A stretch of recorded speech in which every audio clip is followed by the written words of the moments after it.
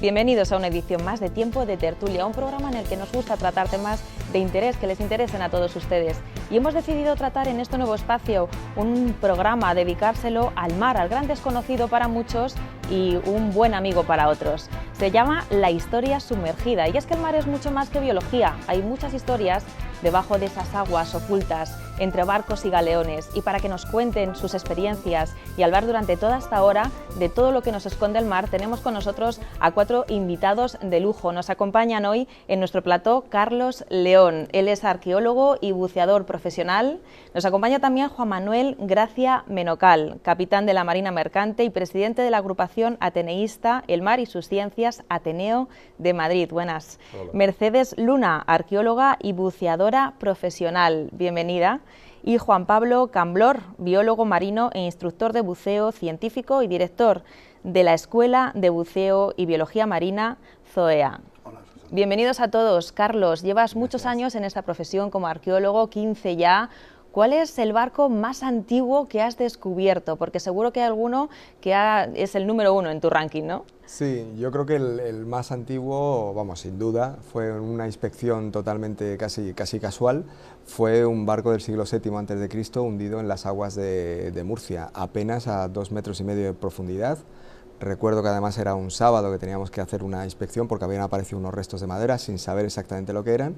Y cuando nos dimos cuenta nos estamos enfrentando ahí a un barco que en ese momento solo pudimos saber que era prerromano por el sistema de construcción, y al poco tiempo se hizo un análisis de carbono 14 y dio que efectivamente era el siglo VII a.C.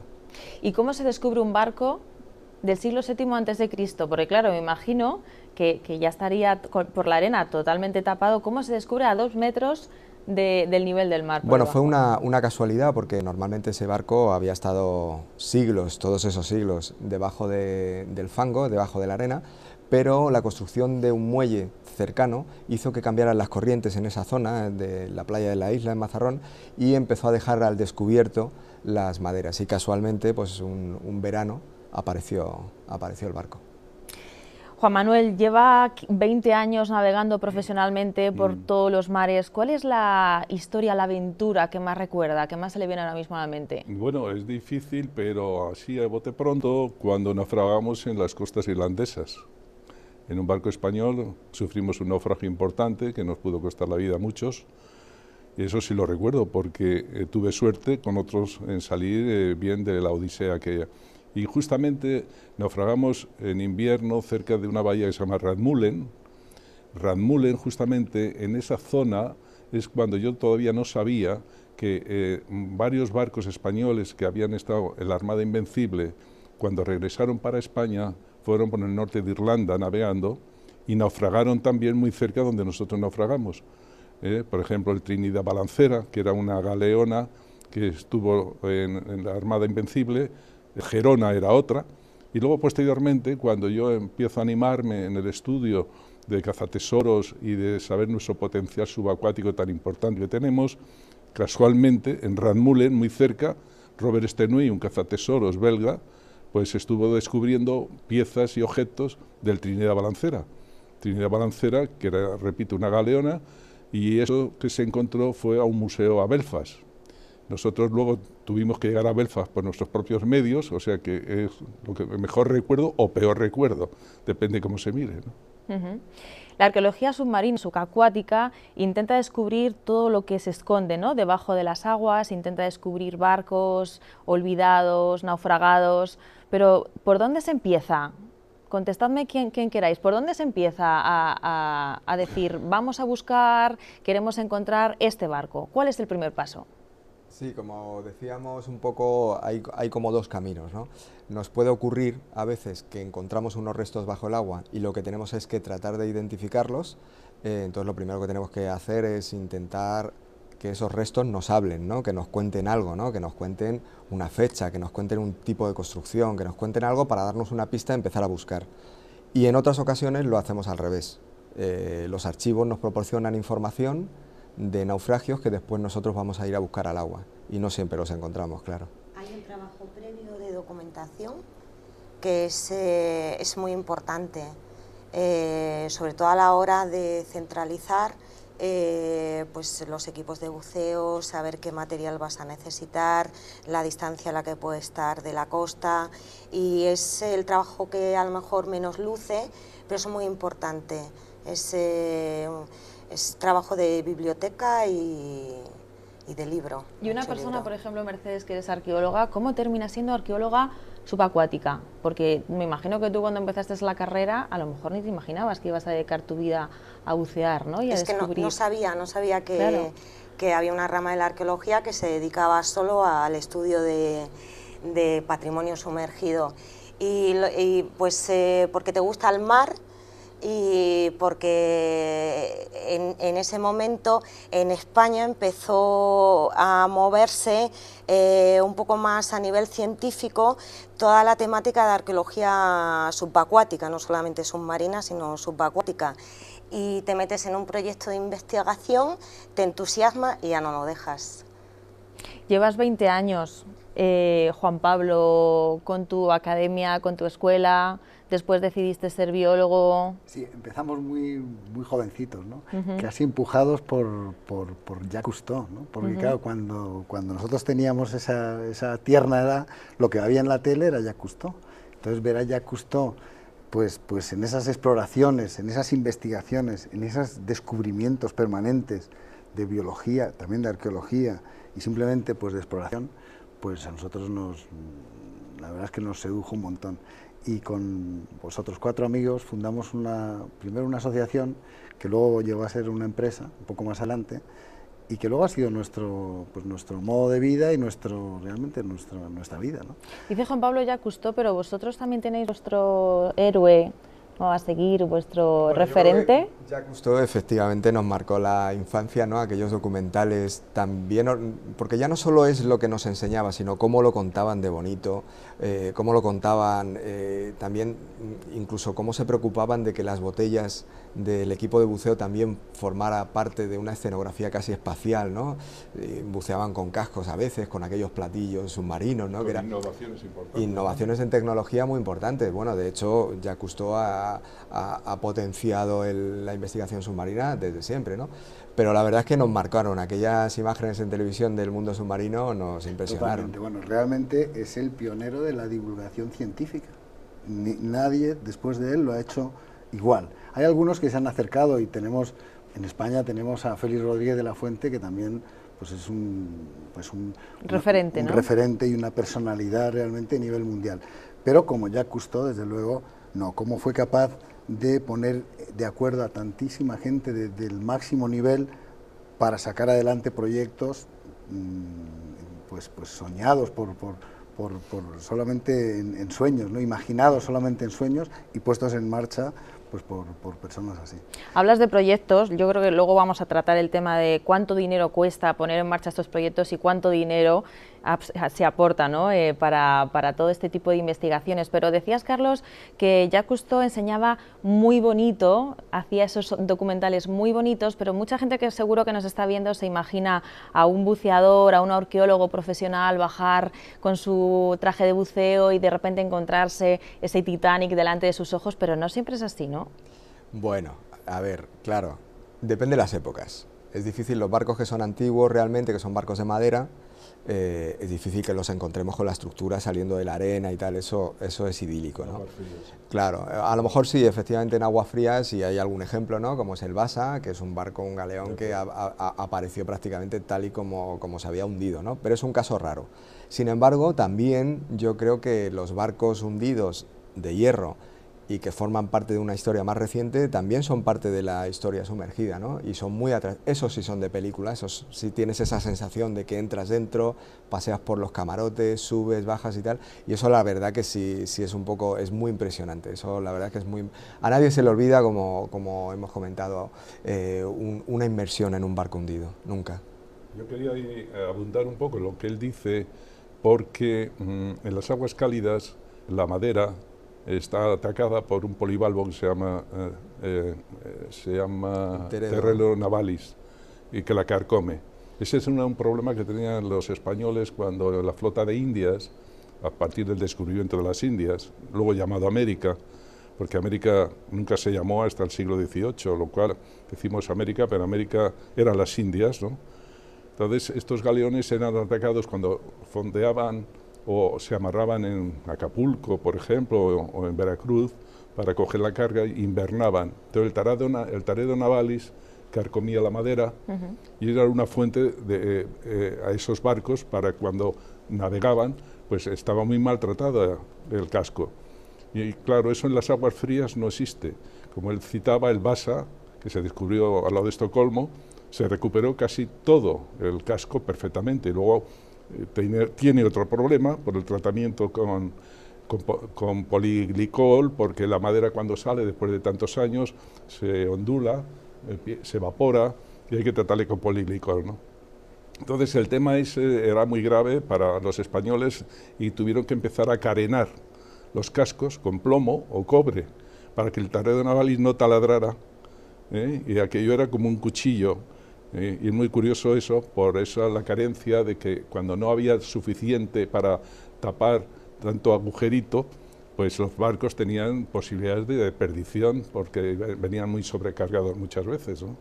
Yo quería decir que en la agrupación que yo presido en el Ateneo... Que vamos a recordar el nombre, que lo tengo aquí, que es largo, pero es importante recordarlo, y es Agrupación Ateneísta El Mar y sus Ciencias, Ateneo de Madrid, sí, para que quede conste. Y las conferencias que organizamos las hacemos también con la Fundación Cousteau. La Fundación Cousteau, que se creó en España, precisamente, debido a la gran liaison o enlace que tenían con Cousteau, y se preside aquí por un almirante, en la cual siempre está con nosotros. Por eso nuestros actos también van muy dirigidos a los barcos hundidos, a la historia, pues son cápsulas de tiempo que se descifran, y como antes preguntabas, él ha contestado también que primeramente los archivos, o primeramente te lo localiza por casualidad, ¿no? Pero hay grandes archivos españoles que si uno tira del hilo puede llegar a una conclusión de encontrar por escrito grandes naufragios, porque los naufragios, la mayoría de las veces siempre había algún náufrago que contaba lo que le había pasado, salvo casos especiales que desaparecían todos, pero siempre había alguno que contaba.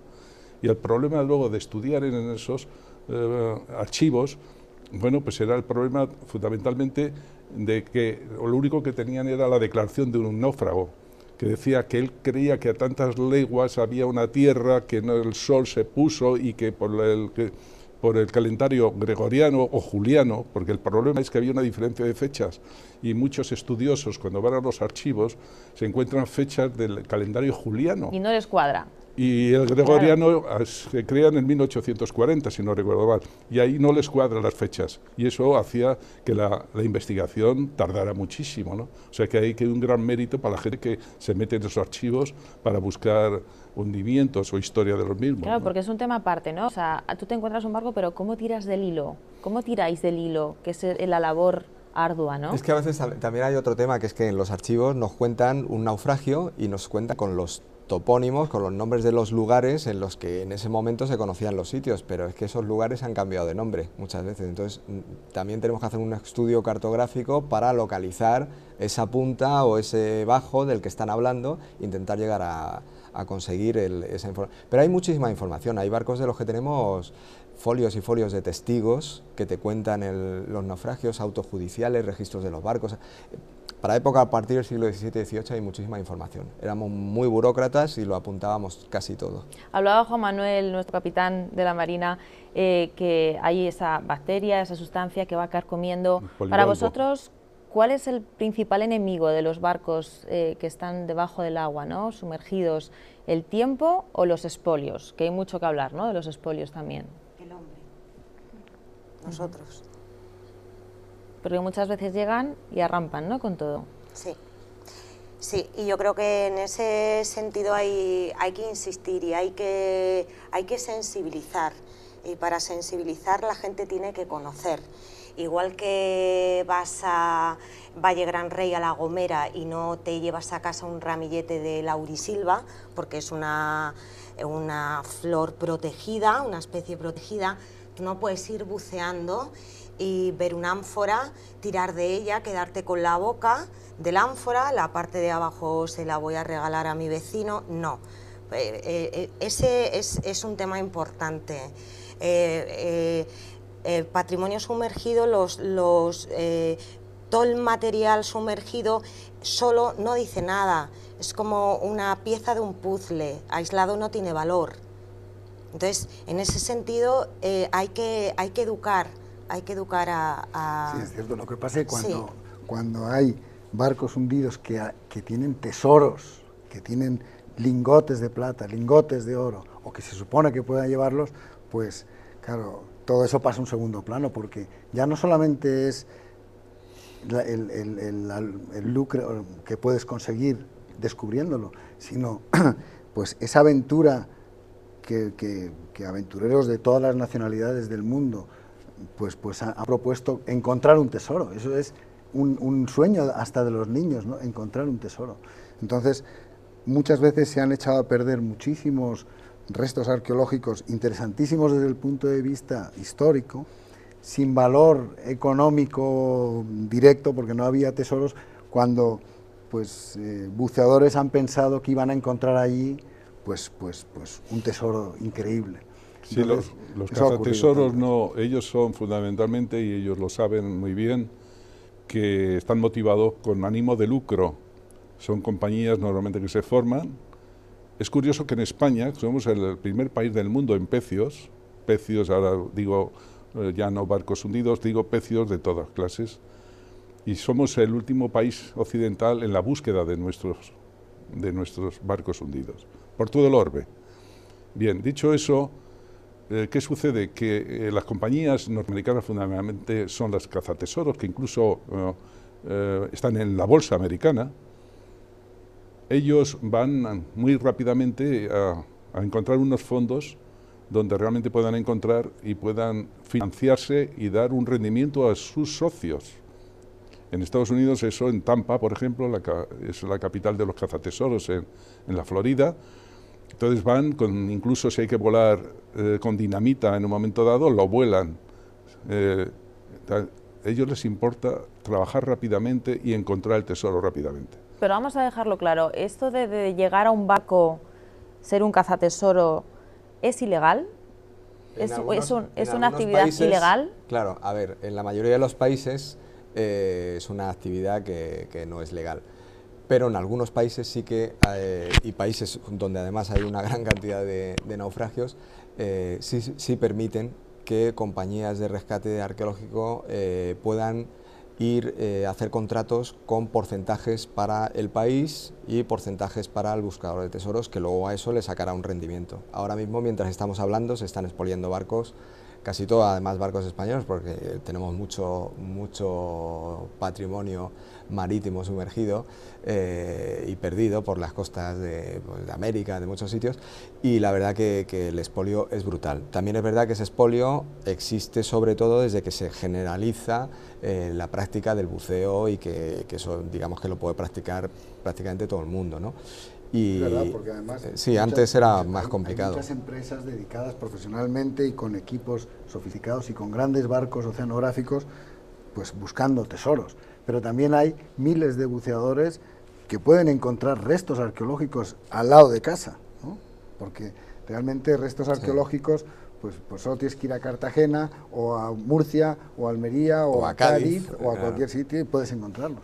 Y entonces, lo que decía Mercedes es muy importante. La gente tiene que saber que pues en ese resto que está allí sumergido puede haber una historia escondida interesante de conocer, y que la podemos echar a perder solo con levantar ese ánfora o con romper la disposición, ¿no? Pues vamos a dar una clase rápida a los espectadores que nos están viendo y vamos a decirles qué es lo que tienen que hacer si algún día están buceando y se encuentran con lo que ellos creen que pueda ser un resto arqueológico. ¿Qué tienen que hacer a continuación? Lo más importante es que entendamos que un resto arqueológico es como si fuera un accidente. Realmente es un accidente. Y como tal es como debemos tratarlo. Es decir, primero, no tocar nada. Llamar a quien sabe tocar los restos, porque debajo de restos que a lo mejor que perduran, ¿no? O que forman una costra calcárea, debajo puede haber cosas que son mucho más sensibles y se destruyen, por ejemplo la madera, por ejemplo el cuero, por ejemplo el esparto, cuerda, etcétera. Hay muchos materiales que son muy sensibles, entonces eso no hay que tocarlo. Lo que hay que hacer es digamos, notificar el hallazgo ¿Y a quién llaman? ¿Con quién se ponen en contacto? Normalmente comandancias de Marina, Guardia Civil del Mar, autoridad portuaria, o un juzgado. Un juzgado, Ministerio de Cultura o autonomías, en el caso que estés en aguas litorales de una autonomía. Eso es lo suyo, lo que pasa es que eso no, en la mayoría de los casos no ocurre. La gente entiende, o una gran parte de la gente entiende, que los restos arqueológicos o los restos de un barco hundido son del que se los encuentra. Eso no es así, igual que en tierra tampoco. En el fondo la legislación de la española, la europea y la de casi todos los países que somos protectores del patrimonio en general arqueológico, tenemos una legislación parecida a la que hay en tierra. Es decir, igual que en tierra no se nos ocurriría ir a una ciudad romana e ir cogiendo cosas, pues debajo del agua es lo mismo. Lo que pasa es que, claro, el acceso es menor y eso, bueno, pues también facilita, no tienes un policía al lado, no hay un vigilante, no tal, eso... Corrígeme, si la ley no ha cambiado, si encontrabas por azar, buceando, por ejemplo, un tesoro, ¿no? X lingotes de oro y te los subes arriba. Si tú lo declarabas, tenías derecho al 50% del valor en su día de subasta. Bueno, eso también ha cambiado mucho, sí, ha cambiado, y ese valor además es el de una tasación que no es una tasación de mercado, que es una tasación, digamos, de carácter pues más o menos histórico, patrimonial, y que lógicamente es una compensación muy pequeña. Siempre tiene que ser hallazgo casual. Es decir, tú no puedes estar haciendo una operación de búsqueda y que en ese transcurso de la operación de búsqueda localices algo y luego digas, no, es que me lo he encontrado casualmente, porque ahí se empezará una investigación, un expediente para certificar que efectivamente tú estabas buscando eso y estabas haciendo una operación sin permiso. Y en tierra pasa igual, o pasaba igual, vas por un monte sin permiso alguno, pero vas por el monte paseando y vas con un detector de metales y encuentras también un tesoro. Y creo que se aplicaba la misma situación. Lo has encontrado por casualidad, porque tú no estás en ese monte porque te han dado una autorización. Si te han dado una autorización en un monte que es privado, quiere decir que ha sido autorizado. Si lo encuentras, no tienes ninguna participación. Claro, por eso se ha prohibido el uso de los detectores de metales, porque nadie va casualmente con un detector de metales. Los ves por las playas, los detectores de metales. Claro que sí. ¿Alguna vez os han confundido, os han llamado cazatesoros? Bueno, a ver, yo he estado muy cerca de los buscadores, rozando siempre en contra de ellos lo saben, pero he estado trabajando sobre barcos hundidos en países en los que sí están permitidos la búsqueda los buscadores de tesoros, e incluso me ha tocado documentar y investigar barcos que los buscadores de tesoros ya han desechado porque ellos daban por hecho que ahí ya no iba a aparecer nada. Entonces hemos ido un equipo de investigación de arqueología y hemos visto que efectivamente hay mucho material que a los buscadores de tesoros no lo sacan porque no lo van a comercializar y a nosotros nos da muchísima información. Para nosotros es un accidente y es una historia y tenemos que saber cómo sucedió, en qué posición estaban los objetos, cómo era la estructura del barco, cómo estaban colocadas las cosas dentro de esa embarcación, y todo eso es a base de pistas de materiales a veces que no son comercializables. Claro, es toda una metodología de estudio, es toda una ciencia que está desarrollada en estos últimos años y que es bastante intensa y bastante profunda. Yo he leído un libro tuyo que cuenta muy bien esto, porque es muy didáctico, y se titula La historia sumergida. Sí, buceando en el pasado. Buceando en el pasado. Sí, claro, la línea... Y cuenta precisamente esos esfuerzos metodológicos. Sí. Por la línea descubrir es esa difícil de que haya una línea que te separe ambas cosas, como ellos cuentan, pero sí es cierto también que hay cazatesoros que llegan a acuerdo con naciones y llegan a acuerdos como, por ejemplo, pues pasa en Cuba, ha pasado en República Dominicana, ha pasado en Argentina, en Uruguay, en la cual, bueno, pues determinados, vamos a decir, lingotes o en monedas, o bueno, pues llegan a acuerdos en el que yo solo decía antes de empezar, que prefieren el 50% de los países, 50% de algo que no el 100% de nada, porque a los arqueólogos subacuáticos en general no les gusta mucho que aparezcan, les gusta que aparezcan lingotes de oro, evidentemente. Eso está claro, a todos diríamos o nos negaríamos a sí mismos que no nos gustaría encontrar eso. Pero cuando lo encuentras, el sistema es el siguiente: lo subes a bordo, lo sacas y dices, ¿y ahora qué hacemos, por ejemplo, con 100 lingotes de oro? Que además Pues ¿qué hacemos? Llevarlos a un museo, 100 lingotes es un absurdo, dejas uno, dejar dos, y el resto, como han hecho estos países como Uruguay, lo que han hecho lo han vendido, y con lo que han vendido han creado 2 hospitales o 2 escuelas. Yo personalmente soy partidario de eso, salvo que tengas que dañar el, vamos a llamar, el pecio para conseguir eso. Pero claro, cuando no estás realmente como operación de arqueología subacuática, pues entonces hay esos abusos, que luego dan resultados beneficiosos, como ha hecho Uruguay, para crear estos hospitales, etcétera. Aunque luego hay una componente adicional, porque ese barco posiblemente sea un barco español. Sí. Está en aguas chilenas, está aguas explotado, uruguayas en este caso. Uruguayas, sí. Y está explotado por una compañía americana, pero ¿de quién es el barco? Claro. Desde el punto de vista arqueológico, a nosotros tratamos igual un lingote de oro que un fragmento del asa de una ánfora. Como documento histórico para nosotros es igual. Nosotros en eso somos muy legalistas, ¿vale? Que luego el país quiere hacer, ahí pues normalmente desaconsejamos, pero evidentemente son las legislaciones de cada país, si hacen caso o no a las recomendaciones de la UNESCO con respecto al patrimonio arqueológico submarino, que además te dice que nunca se dispersen los cargamentos, que si ese barco ha aparecido en República Dominicana se quede in situ en República Dominicana, que se saque lo menos posible, que se estudie a base de sondeos en lugar de excavaciones en extensión, que hagamos el menor daño posible al naufragio, que nunca se disperse el cargamento, que no se venda, que no se comercialice. Eso es un poco hacia donde tendemos, pero la realidad es que luego hay situaciones intermedias que vamos viviendo en muchos países donde además no tienen recursos para dedicar a la arqueología submarina y que evidentemente pues han llegado a la conclusión de que prefieren pactar con buscadores de tesoros, que a veces incluso utilizan arqueólogos, y en eso pues claro también andamos como enfrentados algunos para disimular, para darle como un barniz científico a la cosa. Por ejemplo, el Atocha, Nuestra Señora de Atocha fue un barco excavado por el buscador de tesoros, el Jacques Cousteau de la búsqueda de tesoros, y él sin embargo ya en la fase final de su trabajo le contrató a un arqueólogo de tierra que nunca se había metido a bucear debajo del agua y que probablemente no distinguía un barco romano de un barco del siglo XVIII, pero lo utilizó un poco para darle ese barniz más cultural. Sí, pero ya con los objetos fuera, ¿vale? Estamos hablando de este señor Fisher, que hizo una fortuna, no sé si se puede calcular. Pero 500 millones de dólares. 500 millones de dólares. No, él ha muerto, ahora lo lleva el hijo en la ciudad, en Key West, al sur de Florida.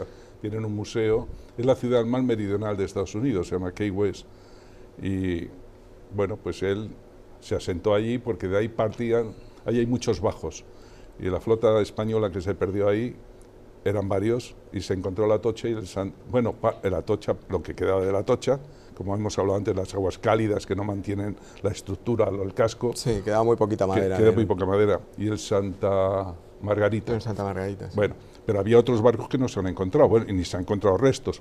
Y además, después de muchos años de búsqueda, se llegó a arruinarse, pues lo encontraron y estaba a 8 metros de profundidad. Eso no es nada, o sea que fue increíble su constancia, y este hombre empezó a ser productor de pollos, porque es encontró... eso que dicen, a lo mejor lo ibas a contar, que encontró en la playa una moneda de oro, y eso es lo que le dio lugar a partir de ahí, entonces a investigar de dónde venía esa moneda, tipo de Felipe II, un doblón de oro. Entonces mandó a un amigo a Sevilla, al archivo de India, un tal Lyon, para traducir del castellano antiguo. Vamos a ver, estos cazatesoros normalmente se encuentran con una serie de... En el archivo de Indias puede haber más de 400 kilómetros de papel. ¡Qué barbaridad! Ojo al tema, ¿eh? Entonces, claro, necesitan de españoles que les ayuden a interpretar el castellano antiguo para luego pasarlo al inglés. Entonces, a chicos o chicas les pagan un dinero todos los meses para investigar con los pocos datos que traía Lyon, que traía de unos galeones que se hundieron, pero ni sabía fechas ni nada. Y eso les llevó mucho tiempo, el estudio, como él decía antes, ¿no? Hay que investigar los legajos, yo os decía el cambio de fechas, si había algún náufrago, 5 que contaban. O sea, es una labor de tiempo y tiempo, y eso le dio lugar a empezar a buscar y además los americanos en ese aspecto forman una sociedad rápidamente. Igual que nos sentamos alrededor de la mesa, uno pone $100.000, otro 5.000, y ya crean la sociedad y a la búsqueda del tesoro. Que eso es un rasgo de explorador. Sí, que nosotros no lo tenemos. ¿No? No lo tenemos porque tampoco se necesita mucho dinero. Y el barco, como yo le contaba antes, y él lo sabe, la fotografía de ese barco era un barco que se caía a trocitos, o sea, alquilado, porque no tenían más dinero. Y así murió un hijo, ese barco dio la vuelta, bueno, total, que después de 2 años encontraron el gran tesoro. Entonces, bueno... Lo que pasa es que esa parte romántica, ¿no?, del explorador, del buscador de tesoros y tal, a mí me recuerda pues, a los principios de la arqueología en el siglo XIX, cuando los exploradores iban a Egipto y se llevaban las cosas, las sacaban, no documentaban nada y lo repartían por todos los museos, lo vendían, lo tal. Yo creo que esa parte más bucólica, ¿no?, y más romántica, ¿no?, de la arqueología submarina es la que ya caducó hace mucho tiempo y ahora hacemos una arqueología científica exactamente igual que la que hacemos en tierra y a eso se debe parecer, claro, yo creo, ¿no? Y aunque recordemos estos inicios, porque lo que también no hay duda es que los inicios de la arqueología submarina y los pioneros han sido buceadores, cazadores de tesoros, los que hoy llamamos cazadores de tesoros, pero eso sin duda, y que han arriesgado sus vidas. Y su patrimonio, todo eso. Lo que pasa es que, como digo, en esa visión romántica, pues igual que en la arqueología de tierra también ha ocurrido, pero hoy día ya no nos podemos permitir el que un barco español hundido en Panamá sea pasto de la búsqueda de unos buscadores de tesoros que luego además cuando ellos buscan, aunque son muy sistemáticos buscando debajo del agua, porque yo lo he vivido con algunos de los que he conocido, pero sin embargo luego no son sistemáticos en su investigación porque no la tienen, no existe detrás un interés, claro, por que de ahí, de esos objetos, trascienda una investigación. A ellos solo les importan los objetos y venderlos. Pero sin embargo sí que hay que copiar de ese modus operandi ese entusiasmo y esa manera de poner en marcha las cosas y adelante, a lo mejor con unos fines distintos y con unas metodologías. Yo lo que sí me parece que es muy importante es la parte tecnológica, o sea, entrar en barcos de buscadores de tesoros y ver la tecnología que aplican y que a veces nosotros pues no disponemos de ella en la mayoría de los proyectos, pues da un poquito de envidia. Claro, porque yo creo que vamos ahí a recuperar el tema de la economía, ¿no? ¿Cuánto se invierte en encontrar, en estudiar? Es muy diferente el objetivo económico de un cazatesoros que el objetivo científico, ¿no?, de un arqueólogo. Sí. ¿Se invierte lo suficiente? ¿Os faltan medios para llegar a vuestros objetivos? Pero hay una cosa muy llamativa, que cuando hemos hablado de la Atocha, del gobierno español manda a Key West a comprar algunas piezas y algunos lingotes de oro que están en el Museo de América. O sea, nosotros nos gastábamos dinero, pero no en crear nuestros proyectos, sino comprar al cazatesoros. Y eso se ha repetido en la historia con otros pecios, como el San Diego, que está en el Museo Naval, una parte de lo que se trajo un cazatesoros llamado Frangodio. Entonces, lo que es alarmante que nuestros directivos, nuestros políticos, nuestros embajadores estén ajenos de lo que ha pasado, que con un pecio español se ha negociado, por ejemplo, el San Diego, que se hundió en el 1600 a lo de Manila, en 1991 lo encuentra un cazatesoros que se llama Frangodio. Frangodio viene a España y nos enseña lo que ha encontrado. No había mucho oro, ni plata, oro había un collar nada más, había unos cañones de bronce, mucha cerámica. Y cerámica dinastía Ming, que es lo que más vale. Filipinas, ¿no? Sí. Por todo el mundo. Entonces, tenemos barcos hundidos por todo el mundo. Entonces esa nao resulta que viene aquí y entre la Comunidad de Madrid, la comunidad, y digo bien, y la Caja y la Fundación de Caja Madrid le pagan 900 millones de pesetas. Nosotros ahí hemos estado siempre en contra de todo eso, porque ese dinero es necesario para proyectos arqueológicos. Aquí ha interesado más comprar que organizar nuestros propios proyectos. Y eso ha sido denunciado y lo hemos dicho por activa y por pasiva. Y no nos ha gustado mucho recibir pues aplausos, sino nos ha gustado buscarnos enemigos. O sea, España ha sido compradora y a eso se remite ya de lo que decía de Stenui, por ejemplo, en Belfast, que hubo una exposición en la Escorial hace años. Piezas del Santísima Trinidad, etcétera, que se estaban pagando alquileres. Pero bueno, un momento, esto no puede seguir así. Nosotros hemos acusado, y por eso ahí no está puesto, nosotros queramos la Asociación de Rescate de Galeones, no para rescatar, sino para sensibilizar a los administradores españoles que ya era hora de que hiciéramos nuestros propios proyectos y no tuviéramos que pagar a los cazatesoros lo que ellos encontraban. Y entonces esto ha sido terrible. Y la última colofón ha sido con el tema de, no sé si saldrá ahora, con el tema de lo que ha pasado con Odisei, en el estrecho de Cádiz. Bueno, ¿Cuál es vuestra opinión respecto a lo que ha pasado? Porque ha generado mucha polémica este barco.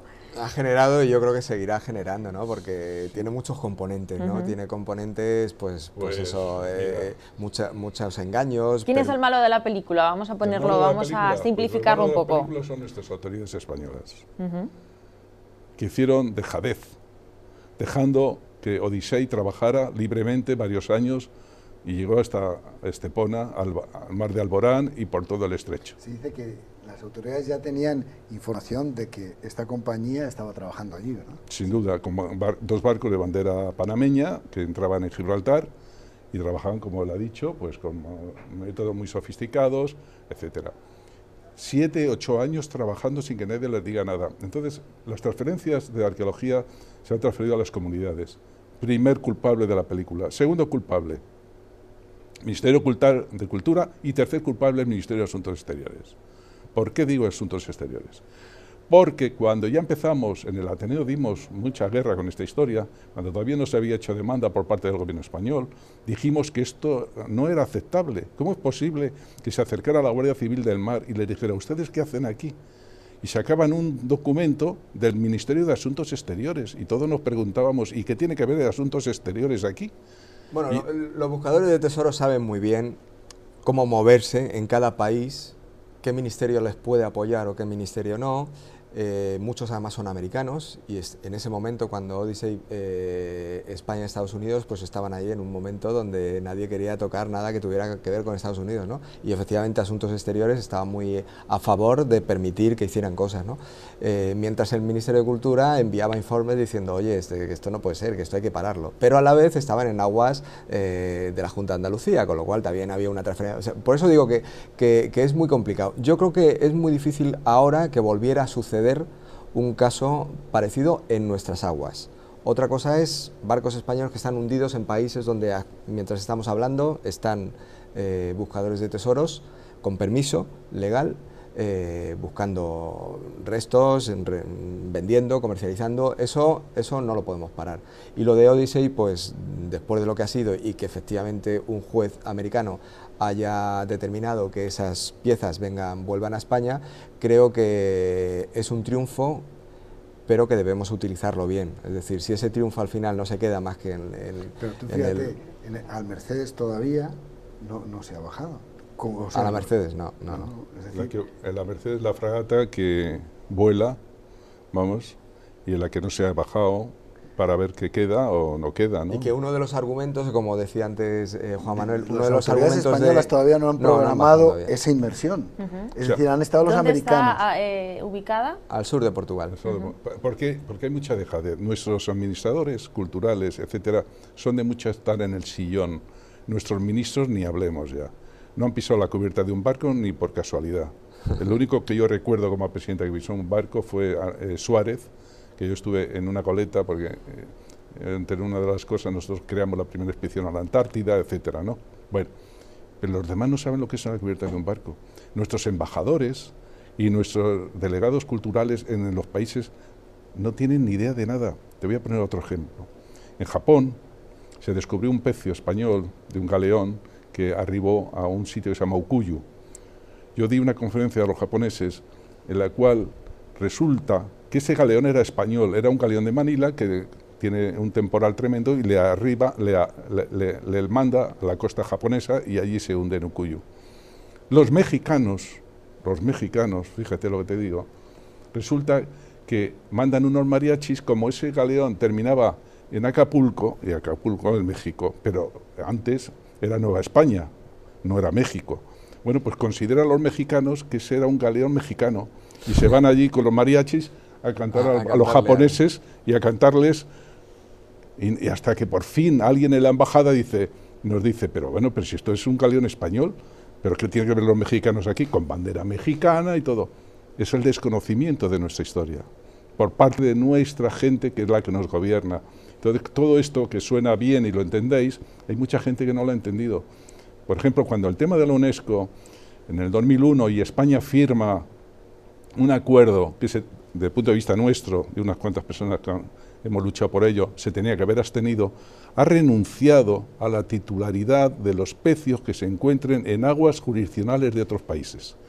Y solamente admite el convenio que pidan un permiso, si es un barco español, para que... Y nadie va a pedir permiso. ¿Cómo se le ha ocurrido? Qué infantiles somos. Nosotros ¿esa legislación sí, es de qué año? Eso es de 2001, en París. La Convención de la UNESCO para la protección de... Entonces la Convención lo que hace también un poco es de intentar que si un país es el emisor, digamos, o el propietario de ese barco que es histórico, ¿no? Con el país en el que ese barco se ha hundido, ¿vale?, que hagan un acuerdo de colaboración, que a mí me parece que es lo más razonable, siempre y cuando eso se haga, ¿no? Es decir, un barco que se hunde en la República Dominicana, yo he excavado allí un galeón español en la República Dominicana, todos sabemos que es un galeón español. Sin embargo, ¿qué intentamos? Intentamos que el gobierno dominicano proteja ese barco, que aunque la propiedad podríamos reclamarla, pero lo que nos interesa desde el punto de vista de la conservación es que los dominicanos creen una infraestructura de protección de los barcos, sean nuestros, franceses o holandeses. En el caso de la renuncia a la propiedad del pecio, sí, existe también en el convenio. Sí, está en el convenio. Entonces eso para nosotros es inapreciable. Creo que eso fue un día de luto para España, porque España, cuando ha litigado contra los cazatesoros, por ejemplo, unas fragatas del siglo XVIII que se hundieron en la costa de... El Juno y la Galga. El Juno y la Galga, correcto. Sí. De una isla que se llama Santiago, ¿no? En lo que es... ¿Dónde está? Santiago, al lado de Virginia, en Virginia. Ellos salieron por el estrecho de Florida y, bueno, pues luego remontaban estaban a estribor para dar rumbo hasta Azores, ¿no? Entonces se hunden, el Juno y la Galga. Entonces recuerdo que nosotros, como esa asociación que yo había creado, nosotros queríamos sensibilizar siempre que eso fuera para España. Estaba de ministro Abel Matutes. Yo le conozco y le llevé documentación diciendo que España tenía que litigar porque había unos convenios con Estados Unidos, que Estados Unidos, por ejemplo, esa ley que he dicho, no la ha firmado. Estados Unidos se abstuvo, Inglaterra se ha abstenido y tiene muchos pecios por el mundo. España firmó como renuncia y ahora cuando tú has renunciado, ahora intentar llegar a acuerdos es mucho más difícil, aunque sean de colaboración.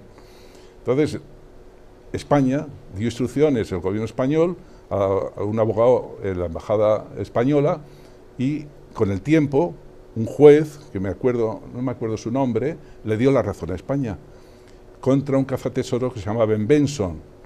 Entonces los pecios están ahí. España no tiene medios de llegar a esos pecios ni hacer arqueología subacuática y ahí está. Y ganamos la demanda. España ganó la demanda. Está claro que tenemos muchísimos galeones, muchísimos barcos todavía por descubrir. Ahí queda nuestra denuncia, nuestra demanda de cuáles son esas necesidades que tenemos en arqueología subacuática en España. Para eso estáis vosotros, 4 experimentados, aguerridos aventureros que tenéis el mar como vuestro amigo. Vosotros habéis recibido una formación especializada. ¿Qué es lo primero que habéis aprendido que nunca se tiene que olvidar a alguien que se enfrenta al mar?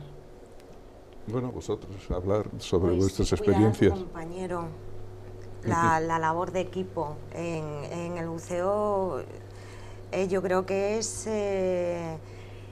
lo más importante, el contar con un equipo con el que te sientas a gusto, con el que bajes tranquila. En mi caso, por ejemplo, con Carlos, yo bajaba muy tranquila a bucear con Carlos porque sabía que me vigilaba, que estaba pendiente de si tenía oxígeno, si no tenía, nos comunicábamos bien debajo del agua y en ese aspecto vosotros tenéis un papel muy importante.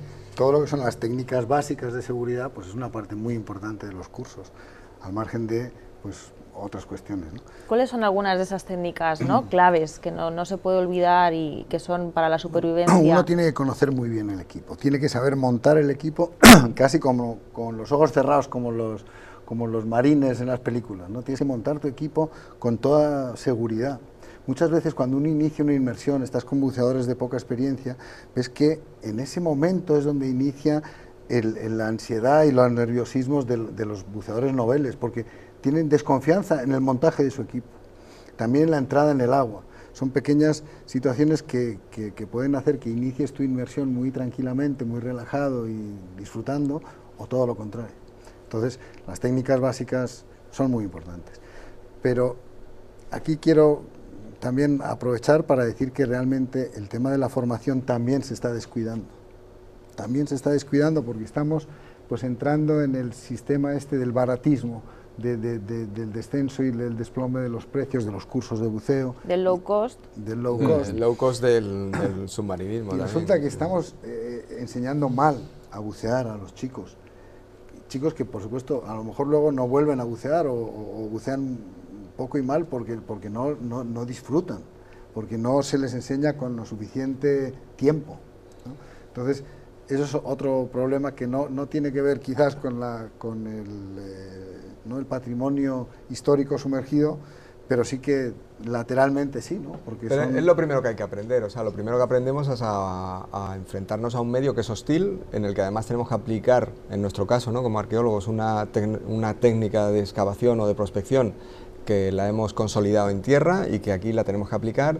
Entonces, claro, evidentemente ya no podemos estar pendientes de si el regulador funciona, si el aire, tenemos que dominar absolutamente el buceo para que sea una cosa de la que no nos preocupemos. Pero porque se está desvirtuando y se claro, está empezando a enseñar de una manera despreocupada, sin explicar al buceador que tiene que dominar todas estas cuestiones, que tiene que bucear con su compañero, que tiene que seguir una serie de protocolos de seguridad y una serie de modos de hacer pues seguros, ¿no? Y el mar es vuestro amigo, pero me imagino que en algún momento se habrá convertido en vuestro enemigo y recordáis alguna vez que les habéis pasado canutas, como por ejemplo... Hemos tenido casos, claro.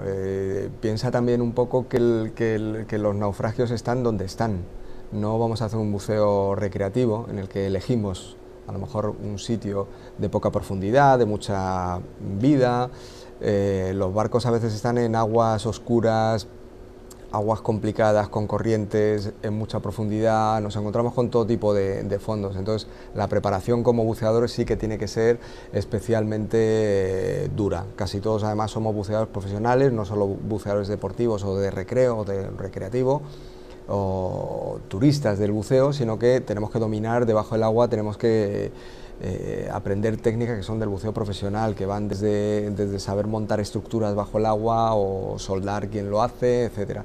Entonces eso no, porque es que si no al final tendríamos muchos accidentes, porque quien se pasa muchas horas en el agua al final pasan cosas, claro. Y las condiciones ambientales, pues como tú dices, no siempre son idílicas, ¿no? No siempre uno puede bucear en el trópico a 29 grados y sin corrientes, ¿no? A veces tienes que bucear con oleaje, con viento, con frío. El frío es uno de los factores de estrés más claros y, claro, puede complicarse una inmersión pues enormemente, ¿no? Sí, Yo creo que no hay una divulgación por parte de los arqueólogos subacuáticos suficiente para que llegue a la sociedad. No hay una escuela, pienso yo. Creo que son ellos artífices de, bueno, pues el myself, ¿no? Totalmente, no existe ahora mismo. Y entonces ese es un tema que es un hándicap para la arqueología subacuática. Sí, lo único, claro, la arqueología subacuática ahora mismo en España está, pues con esa descentralización que hay, pues hay una serie de centros de arqueología submarina repartidos por el litoral y luego un Ministerio de Cultura que tiene unas competencias de formación y que tiene un museo y un centro de investigación que es el ARCUA, que está en Cartagena y que es el que hace esa formación. Pero también es verdad que los que hemos estudiado la carrera y que teníamos la titulación de arqueólogos, que estudiamos arqueología, esa titulación tampoco existe ya, es una titulación mucho más genérica.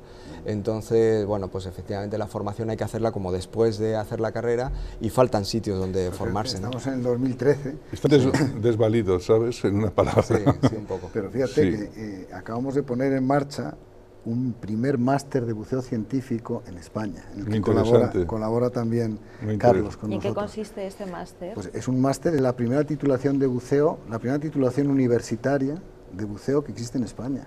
Es una cosa tremenda que hasta ahora no haya habido.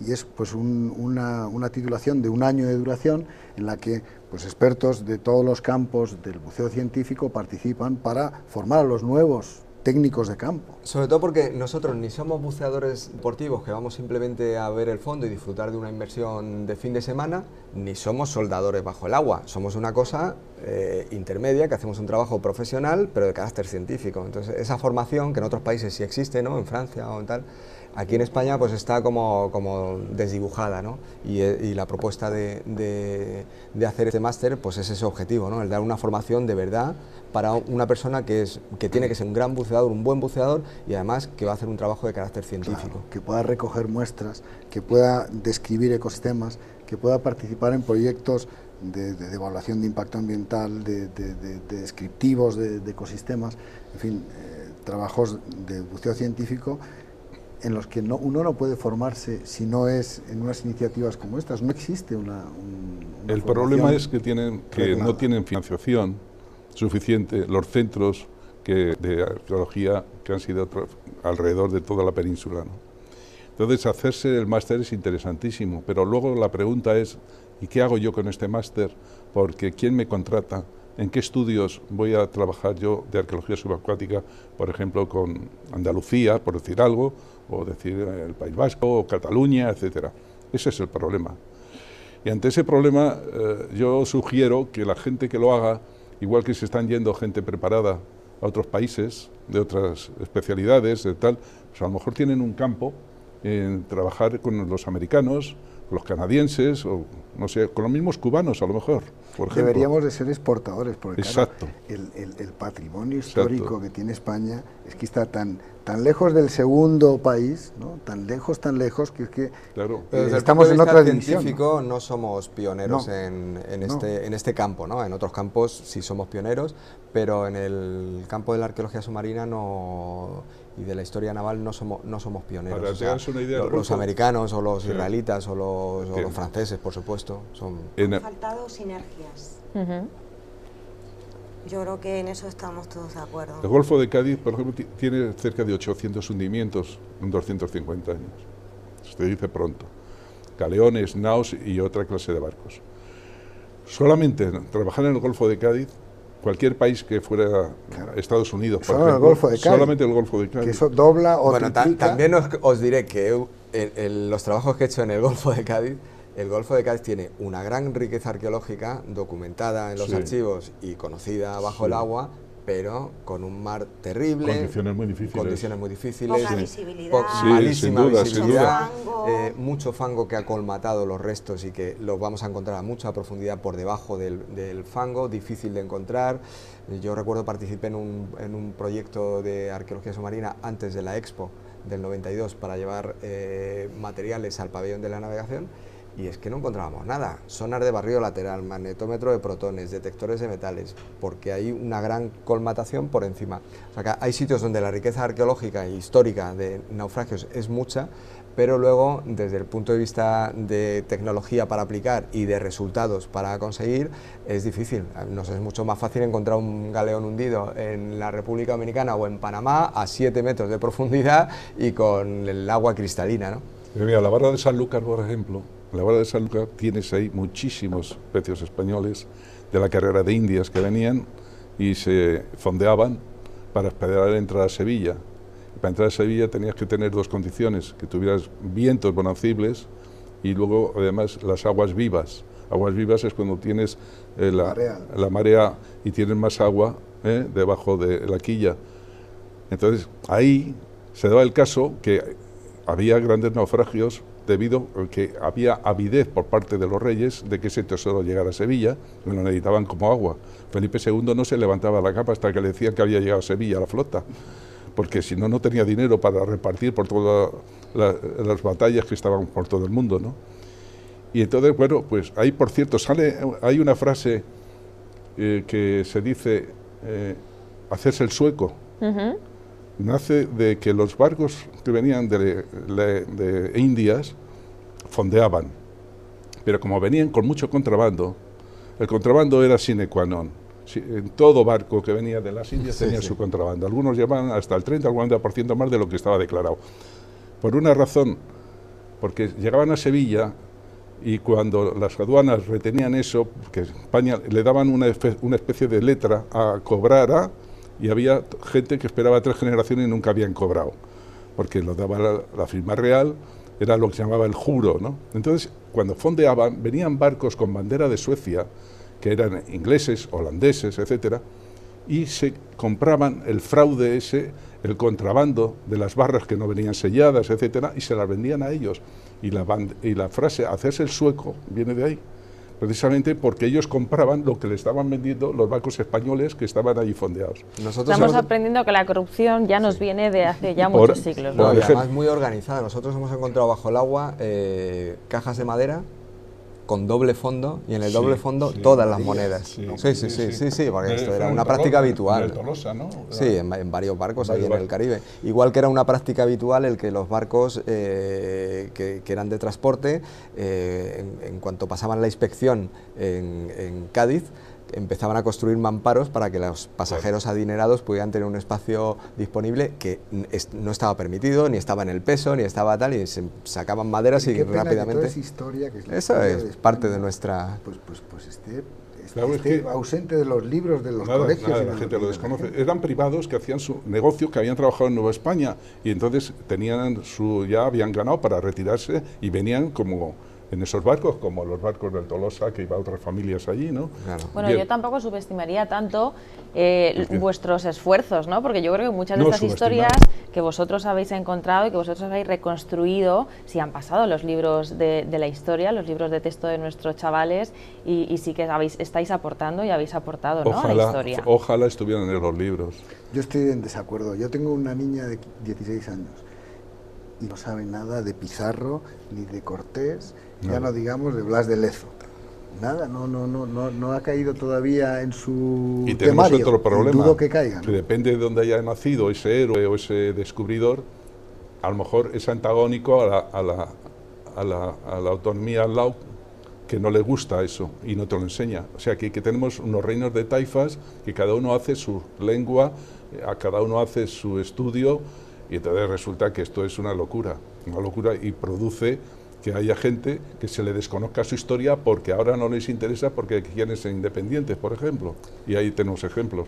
Entonces eso agrava más el tema todavía para el conocimiento que él dice. Yo creo que tendríamos que volver otra vez a Cousteau para aprender y aprender a saber contar las historias, ¿no? Y saberlas recuperar bien, contarlas bien y evidentemente buscar, como él hacía también, él buscaba sus patrocinios para sus trabajos, le daba mucha personalidad a sus trabajos, incluso a su barco. El Calipso para nosotros es casi una figura, ¿no?, con personalidad, lo identificamos rápidamente, es como un barco familiar, ¿no? Tendríamos que aprender también un poco ese tipo de divulgación, ¿no?, que es complicada, pero que no podemos solo basarnos en el trabajo científico que solo nos llega a los que estamos en el círculo de la investigación, ¿no?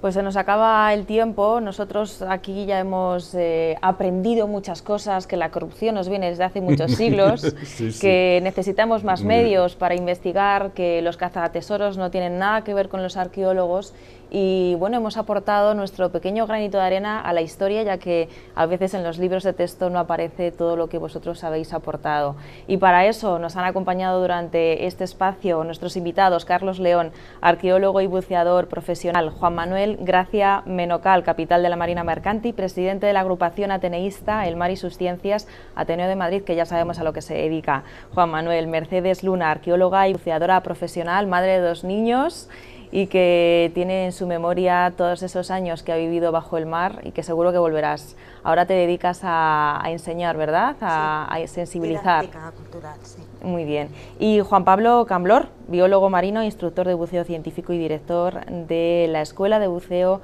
y Biología Marina Zoea. Gracias por compartir con nosotros, con los espectadores, esta hora, por aprender y dejarnos entrar en vuestro mundo y descubrirnos todas estas historias tan maravillosas que nos habéis descubierto bajo las aguas del mar. Gracias. Gracias. Y les dejamos hasta la siguiente semana con nuevos temas interesantes. Hasta entonces, no nos fallen.